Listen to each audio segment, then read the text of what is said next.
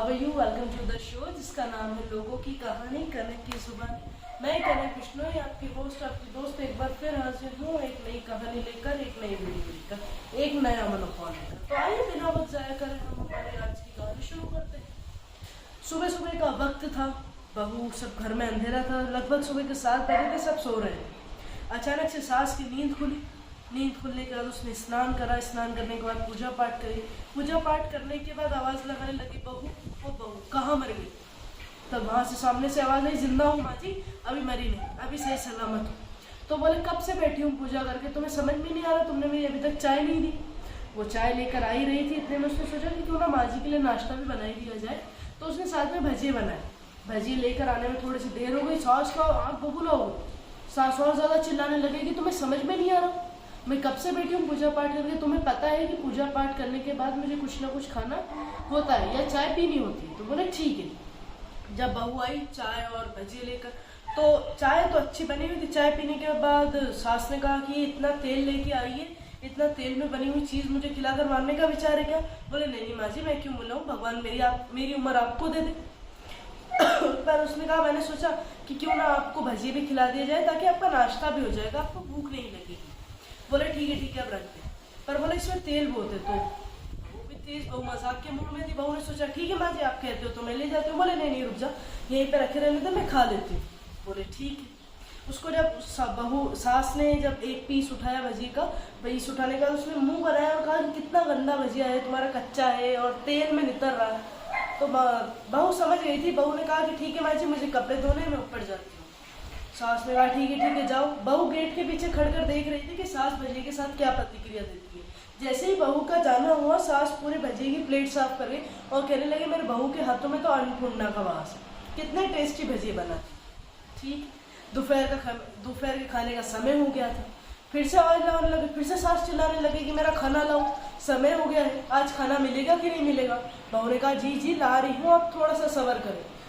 सास बबूला हो गई, तुम्हें समझ में नहीं आ रहा, तुम मुझे कह रही हो सब्र करो, मेरे खाने का टाइम हो गया, मुझे खाना चाहिए। ठीक है, खाने का टाइम हुआ तो बहू ने खिचड़ी ला के सास के सामने रखी। खिचड़ी ला के रखी तो सास ने देखा, बोले ये क्या है, ये सब मैं नहीं खाने वाली, ये सब ना इसमें नमक है, ना इसमें मिर्ची है, ना इसमें कुछ है। तो बहू ने कहा खाना तो आपको यही पड़ेगा। सास ने कहा तुम मुझे ऐसे कैसे कह रही हो। बोले मैं वही कह रही हूँ जो डॉक्टर ने कहा है। डॉक्टर ने कहा है आपको दिन में एक बार खिचड़ी खानी ही पड़ेगी, आपकी सेहत के लिए अच्छी। सास थोड़ी सी का मुंह बिगाड़ा और कहा कि ठीक है तू मेरी माँ मत बन, जा मैं खा लूँ। बहू मुस्कुराई और चली गई। अब अगले दिन उनके घर में पूजा थी तो सारा काम काज तो बहू को ही करना था। बहू सुबह 4 बजे उठ गई थी। उठने के बाद सबसे पहले उसने स्नान करा। स्नान करने के बाद फूल लाई, फूल लाने के बाद सारी तैयारी करी। तैयारी करने के बाद कम से कम 50-60 लोग आने वाले थे, उन सबके खाने का तय सब सामान तैयार करा, खाना बनाया। समय हो गया था, साथ में सास भी उठ गई। सास उठी तब तक बहू पंडित जी के साथ मिलकर पूजा पाठ की तैयारी करने लगी थी। तैयारी करने लगी, सब लोग धीरे धीरे आने लगे। आने के बाद धीरे से सब पूजा संपूर्ण पूरी हुई। अब आरती का समय हो गया। कोई यहाँ से आवाज़ दे रहा था कि बहू यहाँ आना, कोई वहाँ से आवाज़ दे रहा था बहू वहाँ आना। बहू दौड़ दौड़ के सारा काम कर रही थी। इतने में पूरी पूजा संपूर्ण हुई, आरती का समय हुआ। पंडित जी ने सबको कहा कि भाई आरती करने आओ। तो जब बहू आरती करने आई तो उसके हाथ से आरती की जो थाल थी वो गिर गई। वो गिर इसके लिए, शायद बहू जब रसोई में थी तो उसके हाथ शायद तेल में थे और वो हाथ शायद वो पोंछना भूल गई। हाथ पोंछना भूल गई, तेल में हाथ, थाली गिर गई। थाली गिरते ही लोगों ने ना जाने कितनी बातें करने लगे, कैसी बहू है, कुछ काम करते नहीं आता, एक थाली उठाते नहीं आती, घर को कैसे संभालेगी। सास चुपचाप खड़ी खड़ी सब सुन रही थी, उसने कुछ नहीं कहा। सास ने सिर्फ इतना कहा कि ठीक है, सब संभल जाएगी, सब सीख जाएगी धीरे धीरे। ठीक है, सब कुछ ठीक हुआ। खाने का समय हुआ। खाने के समय होने के बाद सबको बहू ने खाना परोसा, सबके लिए सर्व करा। तो जब सास ने पहला निवाला खाने का खाया तो खाने में खाते उन्होंने ये कहा कि शायद तुमने नमक का ध्यान नहीं रखा, शायद तुमने नमक तुम्हें ज़्यादा या कम का तुम्हें शायद चखा नहीं तुमने खाना। पड़ोसी को फिर मौका मिल गया बात करने का। हाँ हमें भी ऐसे ही लग रहा है, खाने में नमक की कमी है, इसको तो खाना बनाते भी नहीं आता, पता नहीं ये आपके बाद घर कैसे संभालेगी। सास ने कहा एक काम ठीक से नहीं करती। ठीक है, अब ये भी सुन लिया उसने। शाम का समय हो गया था तो उनके जो पति थे करण, उनके ऑफिस की छुट्टी थी तो सारे दोस्त वगैरह सब लोग आ गए थे पार्टी करने आए। तो उनके जो ऑफिस के कलीग्स थे वो एक कॉर्नर में बैठ के शराब पी रहे थे। तो इधर से करण आवाज लगा रहा है कि थोड़ी सी बर्फ लेके आओ चिल्लाकर, उधर से सास आवाज ला रही है कि यहाँ पर दाल रखो, यहाँ पर चावल रखो, यहाँ पर पापड़ रखो, वहां से वो चिल्ला रहा है कि मेरी बॉटल लेके आना। अब इस सब को मैनेज करते करते जब बहू बॉटल लेके आ रही थी तो उसके हाथ से बॉटल गिरकर करण के दोस्त के ऊपर गिर गई, उसको सर में चोट लगी। तो करण को इतना गुस्सा आया, करण इतनी जोर से उसके ऊपर चिल्लाया और 2 थप्पड़ लगा दिए भरी सभा के बीच में, और कहा कि जाहिल तुम्हें समझ में नहीं आता, एक काम ठीक से नहीं कर सकते, तुमने बॉटल फोड़ दी मेरी और मेरे दोस्त के सर पे लग गई। भरी सभा के बीच में उसको थप्पड़ मारा। बहू रोती बेचारी क्या करती, रोते रोते अपने कमरे में चली गई। पड़ोसियों ने फिर बात शुरू कर दी कि हमने तो कहा था आपकी बहू जाहिल है, ये ज्यादा पढ़ी लिखी नहीं है, इसको पता नहीं है, इसको कामकाज करते नहीं आता, हमने तो आपसे कहा था। इतने में सास आई, सास ने आकर अपने बेटे को 2 लप्पड़ दिए खींच, कहा कि तू तेरी हिम्मत कैसे हुई मेरी बहू को मारने की, या तेरी हिम्मत कैसे हुई मेरी बहू को जाहिल कहने की, जाहिल तो तू है, एक तेरी शराब की बोतल फूट गई, तूने इस कारण भरी सभा में उसको थप्पड़ मार दिया।